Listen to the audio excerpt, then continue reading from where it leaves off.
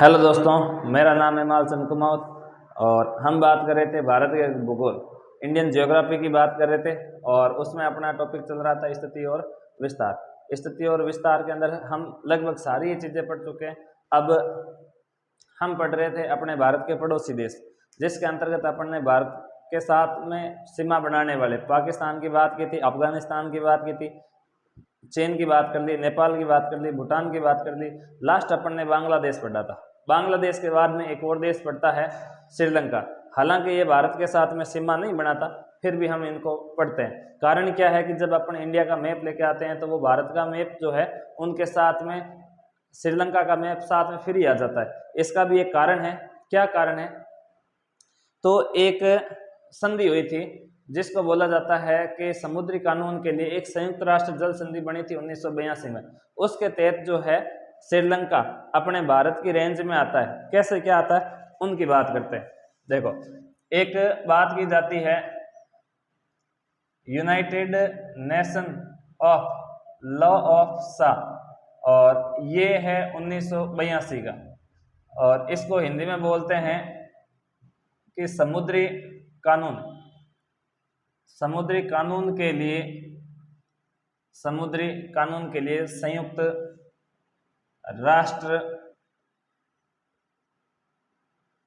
राष्ट्र जल संधि बोला जाता है, और ये हुई थी 1982 के अंदर।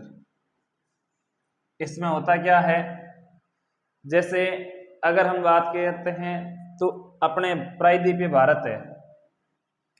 प्रायद्वीपीय भारत कुछ इस प्रकार से, ये अपना गुजरात के बाद में ये नीचे है केरल के बाद तमिलनाडु के बाद ये कुछ इस प्रकार से पड़ता है, और यहाँ अपने भारत की कुछ सीमा इस प्रकार से, फिर ये इधर बांग्लादेश है और बांग्लादेश से होती हुई निकल जाती है।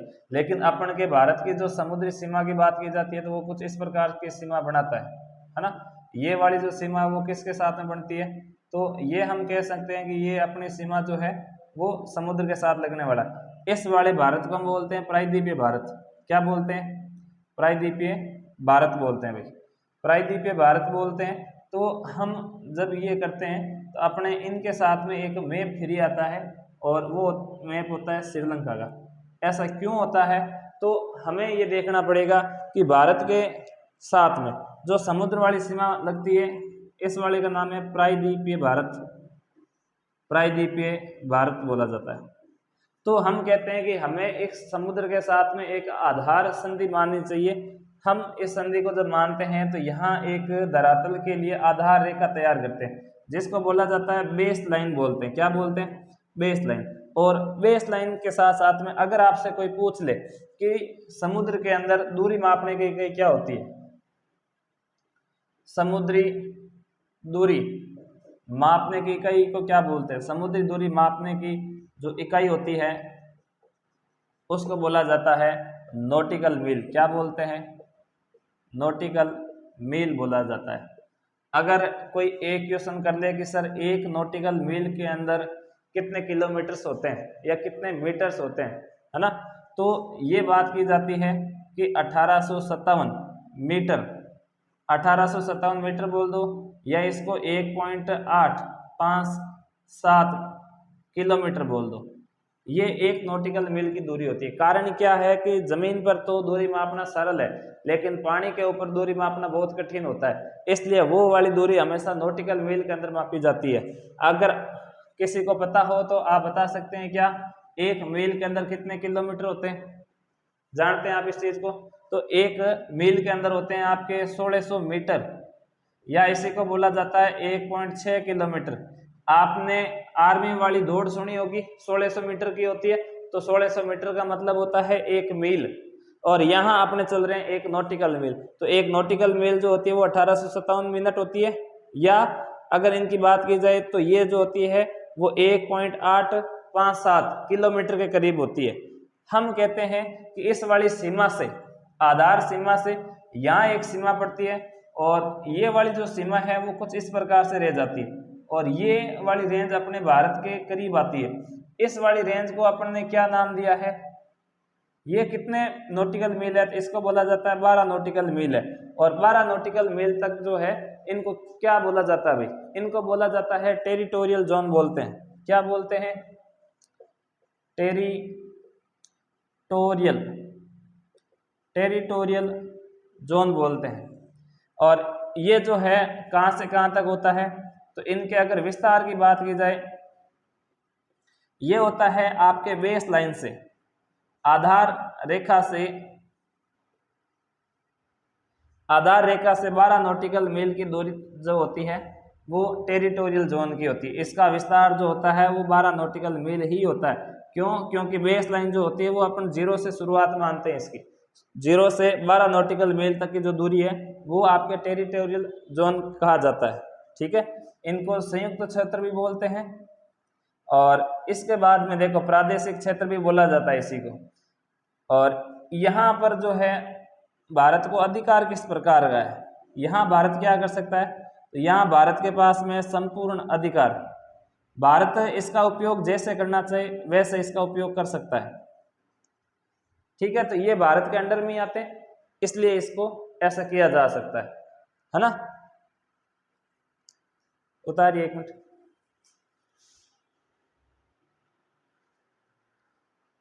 चलिए दोस्तों आगे बढ़ते हैं। तो अपन बात कर रहे थे टेरिटोरियल जोन की, जो बेस लाइन या आधार रेखा से कितने नॉटिकल मील का होता है,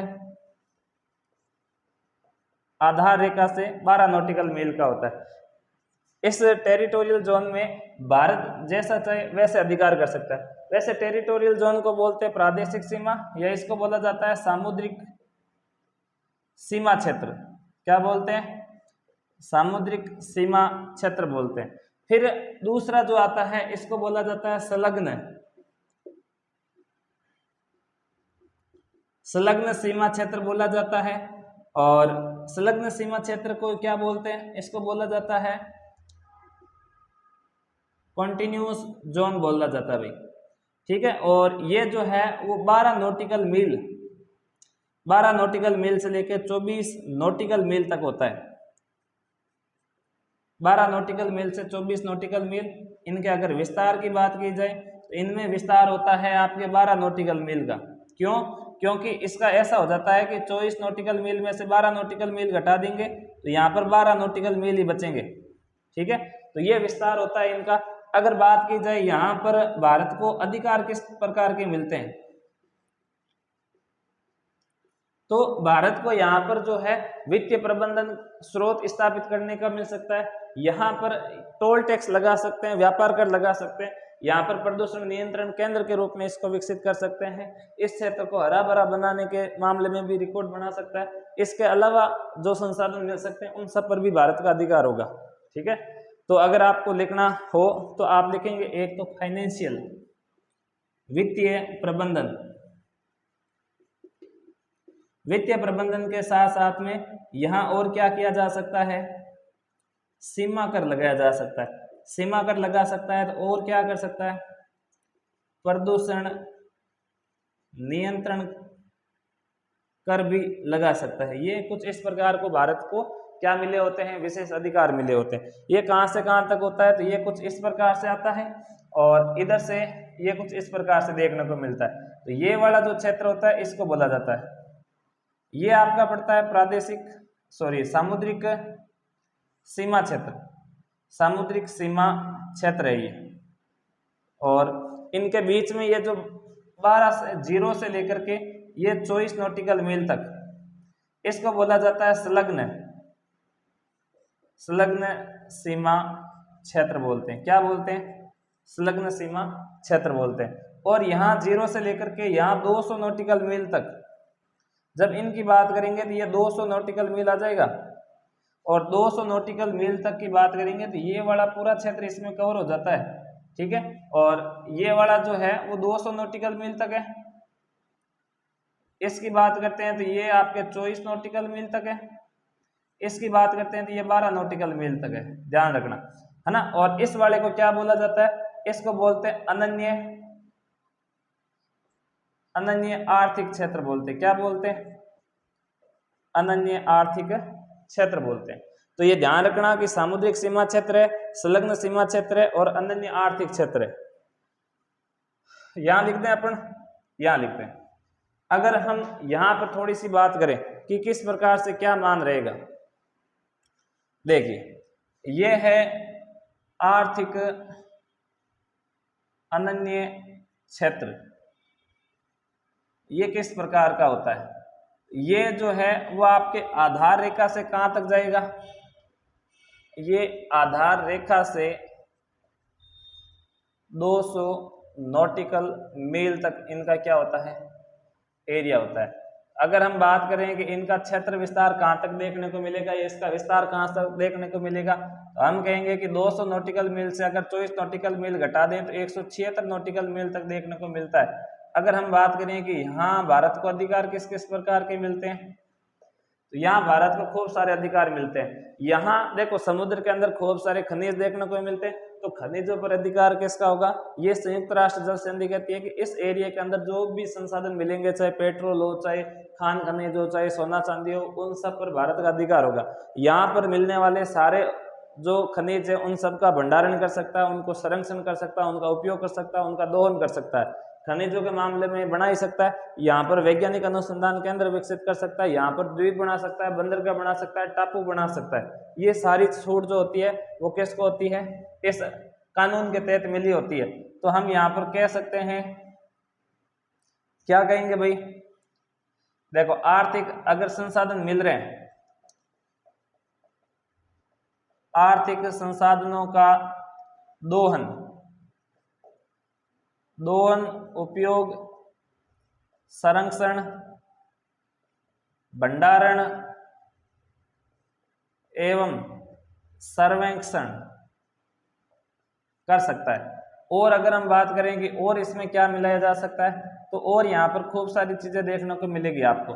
जैसे यहाँ पर आप वैज्ञानिक केंद्र विकसित कर सकते हैं, वैज्ञानिक अनुसंधान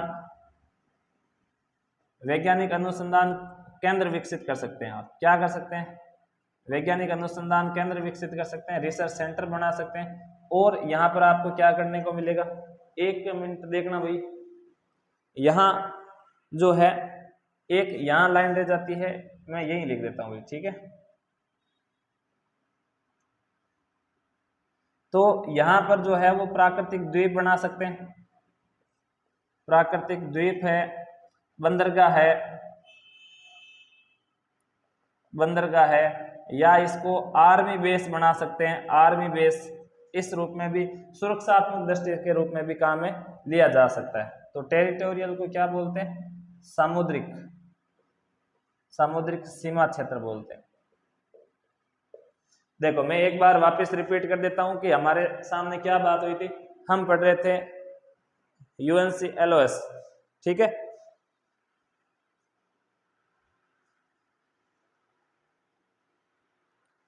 देखो अपन पढ़ रहे थे UNCLOS, या अगर हम बात करें, एक मिनट भाई,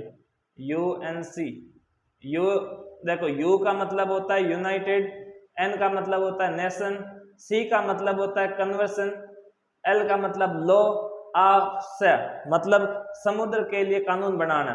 तो समुद्री कानून के लिए संयुक्त राष्ट्र जल संधि की बात की गई। कब की बात है ये, 1982 की बात है।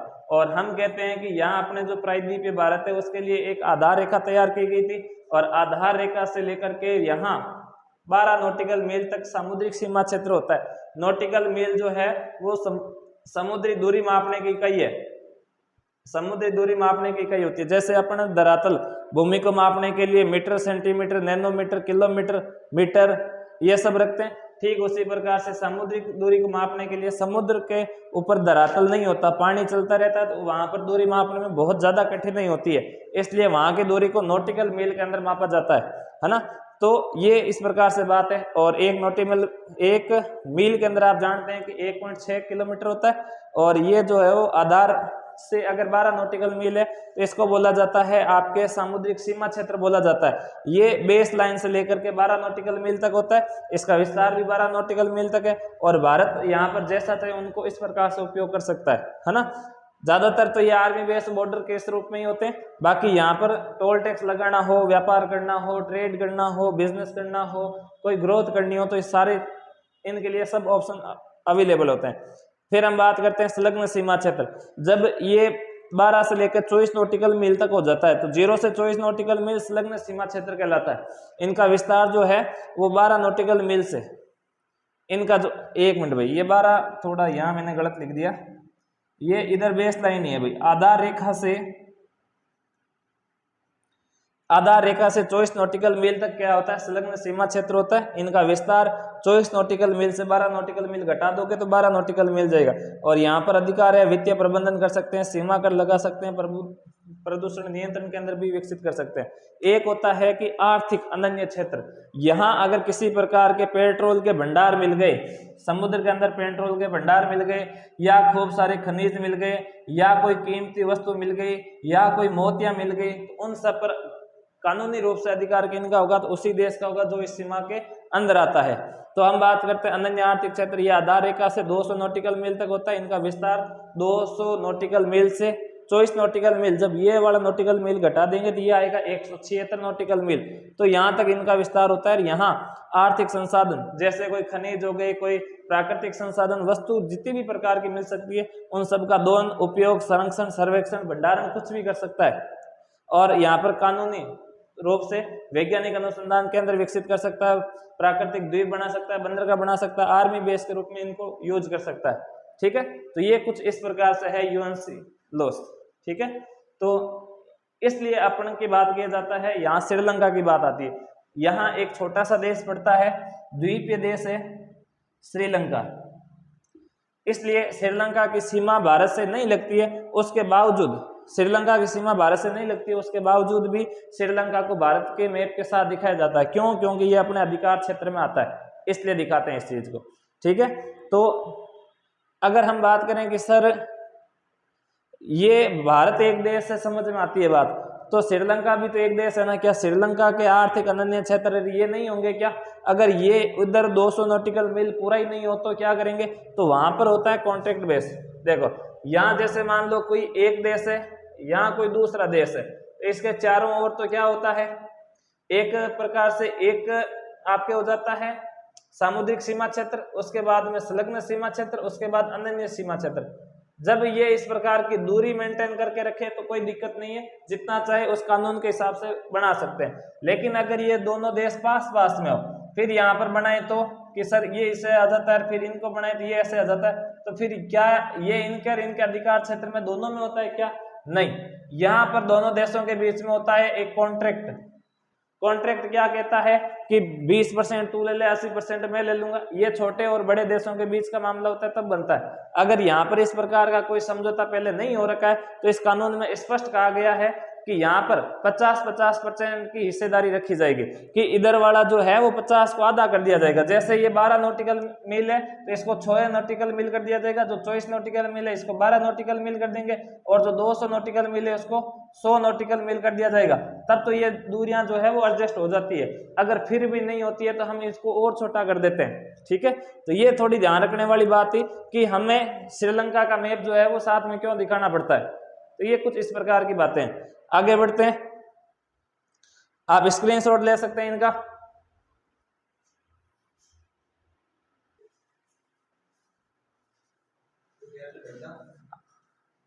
आगे बढ़ते हैं दोस्तों, देखो हम बात कर रहे थे श्रीलंका की, किसकी? श्रीलंका की बात करते हैं। अगर श्रीलंका की बात की जाए,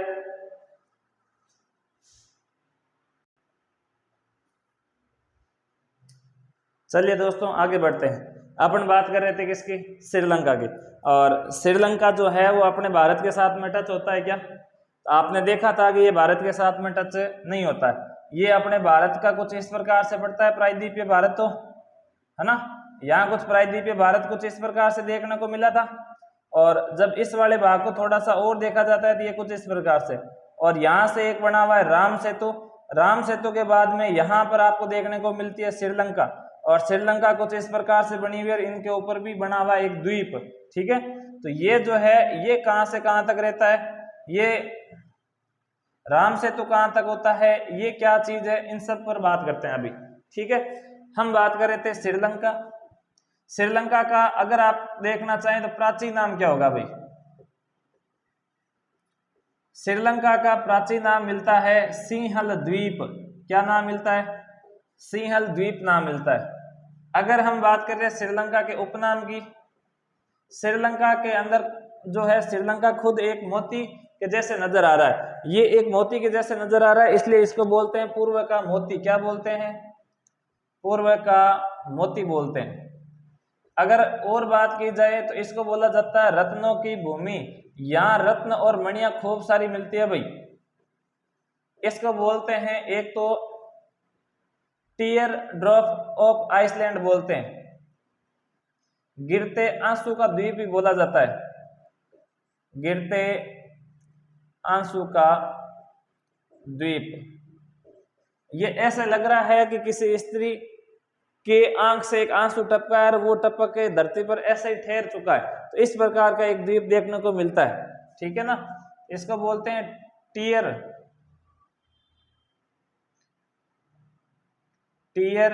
ड्रॉप ऑफ आइसलैंड। ठीक है, ये बात तो ठीक है। अगर हम बात करें कि ये जो है वो भूमि, इस भूमि का नाम क्या है, तो यहाँ एक राज्य पड़ता है जिसका नाम है तमिलनाडु। क्या नाम मिलेगा? तमिलनाडु नाम मिलेगा। और तमिलनाडु का जो ये वाला जो क्षेत्र है, इसको क्या बोला जाता है? तमिलनाडु पर यहाँ एक द्वीप पड़ता है। क्या पड़ता है? द्वीप। कि भाई ये वाला क्षेत्र तो ऐसे है, यहाँ पर एक द्वीप पड़ता है और इस द्वीप का नाम है पब्बन द्वीप। क्या नाम है? पम्बन द्वीप नाम मिलता है। पब्बन द्वीप जो है, इसका अंतिम बिंदु मिलता है रामेश्वरम। क्या नाम मिलता है? रामेश्वरम। हाँ, ये वही रामेश्वरम है जिसे आप तीर्थ स्थल के रूप में जानते हैं। किस रूप में जानते हैं? तीर्थ स्थल के रूप में जानते हैं। और यहाँ का जो अंतिम बिंदु माना जाता है उसका नाम मिलता है धनुषकोटि। क्या नाम मिलता है? धनुषकोटि नाम मिलता है। और धनुषकोटि से ही क्या शुरू होती है? राम सेतु स्टार्ट हो जाता है। यहां से क्या शुरू हो जाता है? राम सेतु। ठीक है, इसको एडम ब्रिज भी बोलते हैं, आदिम पुल बोला जाता है। राम सेतु का उपनाम मिलता है आदिम पुल। क्या नाम मिलता है? आदिम पुल नाम मिलता है। और ये जो सामने कहाँ मिलेगा, तो इसका नाम मिलता है चेना मंथार। चेना मंथार नाम की जगह पर मिलता है। चेना मंथार श्रीलंका की एक जगह, वहां ये जाके मिल जाता है। ठीक है, कोई बोलते हैं कि ये 1600 योजन के अंदर फैला हुआ है, कोई कुछ ही बोलते हैं। इनकी दूरी जो है वो एग्जैक्ट सही किसी को ही नहीं पता है। कुछ प्रकार के पौराणिक मान्यताओं के अनुसार कहा जाता है कि ये भगवान राम के द्वारा बनाया गया था जब माँ सीता की खोज में निकले थे। किसको बनाया था? राम सेतु को। इस चीज को प्रूव किया है अमेरिका की एक अंतरिक्ष एजेंसी है जिसका नाम है नासा। और नासा ने इस राम सेतु पुल की कुल चट्टानें देखी है, कुछ रॉ मटेरियल निकाला था, इसकी चट्टानें देखी है, फिर इसका एनालिसिस किया था। और एनालिसिस करने के बाद में उन्होंने कहा कि यहाँ की मिट्टी और इधर वाली मिट्टी, इन मिट्टी में तो सिमिलरता पाई गई है, लेकिन इस ब्रिज के अंदर जो चट्टानें हैं वो यहाँ की नहीं है। स्थानीय चट्टानें नहीं होने के कारण हम ये मान सकते हैं कि यहाँ की जो चट्टानें लगी हुई है वो कहीं बाहर से लाई गई थी। और इसमें अपन के वो जो वानर सेना थी उसने खूब काम किया था। आप लोगों ने भी रामायण अगर देखी होगी तो थोड़ा बहुत इसके बारे में जानते होंगे। तो ये बड़ा पुल बनाने के अंदर यहाँ चट्टानें दूर दूर से लाई गई थी, इसलिए नासा ने इसका दावा किया है कि ये जो चट्टानें हैं वो स्थानीय चट्टानें नहीं है। और स्थानीय चट्टानें नहीं होने के बावजूद भी ये चट्टानें यहाँ पाई गई। इसका मतलब ये है कि ये एक प्रकार का राम सेतु जो है हमारी पौराणिक मान्यता रामायण को भी प्रूफ करता है, सिद्ध करता है कि ये चीज पहले की घटना साबित हो चुकी है। तो ये भी खूब सारी बातें। देखो अपन थोड़ा सा और पढ़ते हैं भाई। अगर आपको पूछा जाए कि भारत और श्रीलंका के बीच में क्या देखने को मिलता है, किस प्रकार की खाड़ी है, किस प्रकार की खाड़ी है, किस प्रकार की जल संधियां हो रखी है, उनकी बात करते हैं। लेकिन भारत और श्रीलंका के बीच में यहाँ पर क्या पड़ता है? समुद्र पड़ता है। क्या पड़ता है भाई? समुद्र देखने को मिलता है। तो यहां बहुत बार पूछा जाता है कि यहां जो एक जल संधि हो रखी है उस जल संधि का नाम क्या है।